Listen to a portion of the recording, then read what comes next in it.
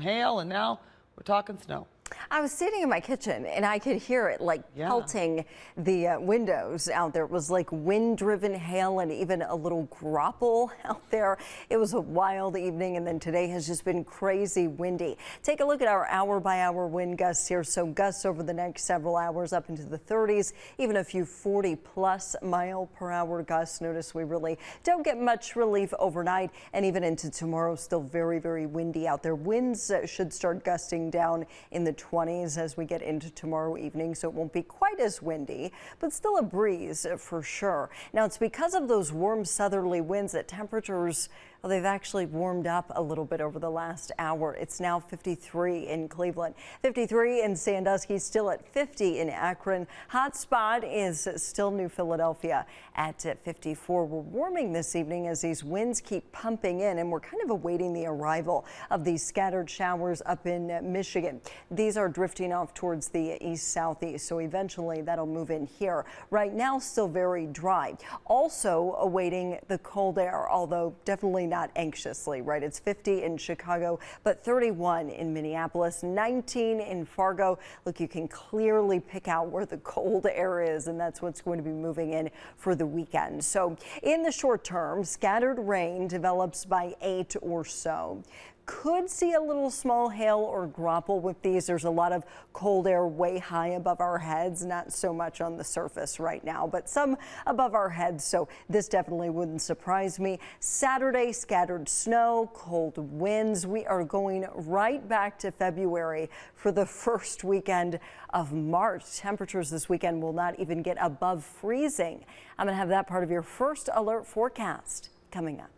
As I bring in meteorologist Samantha Roberts. I mean, wind gusts up to what, 50 miles per hour? Yeah, it's been a crazy windy day. I mean, you walk outside and you think, oh, it's actually kind of nice out here because it's literally like 50 degrees right now, but then it starts to get crazy windy. So the wind making things not so nice, and we're still going to be windy tonight, although I think as it gets later and later, gusts will not so much be around 50 like they have been throughout the day. These should be coming down a little bit. Still going to be windy though. And then snow and cold as we get into the upcoming weekend. Right now, I mean, it feels wonderful outside. If it wasn't so windy, I wish we could do this outside. This newscast, it's 53 in Cleveland, 51 in Worcester, Akron still at 50, and New Philly also around 54. Now you can see a little bit of light rain trying to show up down around Carrollton.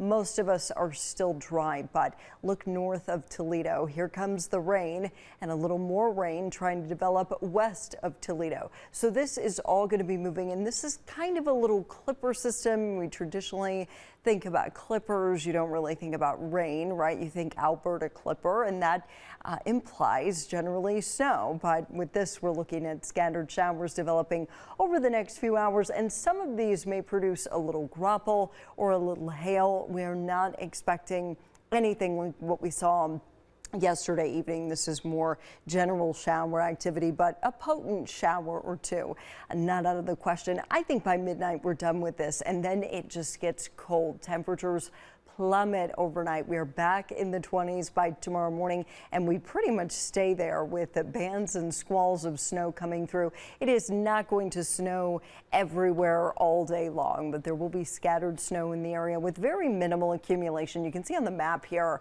I mean, it's just really kind of spotty, a trace or less of snow. And the exception to that, Ashtabula County, where I think somebody will end up with at least an inch of snow. There may be a little melting initially. The big story tomorrow, not so much the snow, of course. It's the bitter cold temperatures tomorrow. You know, they don't even get out of the 20s. We don't even hit freezing tomorrow. And with the wind factored in, it will feel as if it's in the single digits for a big part of the day. So basically, the best day of the weekend, I would say, is Sunday. It's not going to be as windy. We'll have more sun, and the only snow chance is like a few little flurries in the morning. So a pretty quiet day here without that high wind coming through. I wish I had better news for the weekend, but it's like I don't have any real good news until Monday.